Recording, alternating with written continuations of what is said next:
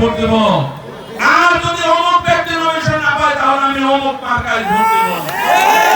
তাদেরকে আমি বলছি, আপনারা হিন্দু ভাইদেরকে সংখ্যালঘু বলেন না, আমি বলবো আপনারা এবার ধামরাইতে সংখ্যালঘু হবেন। আপনাদের কোন স্থান এই ধামরাইয়ের মাটিতে থাকবে না। নমিনেশন পাবে কে পাবে না সেটা নির্ধারণ করবে আমাদের মা, আমাদের নেত্রী, দেশ নেত্রী বেগম খালেদা জিয়া।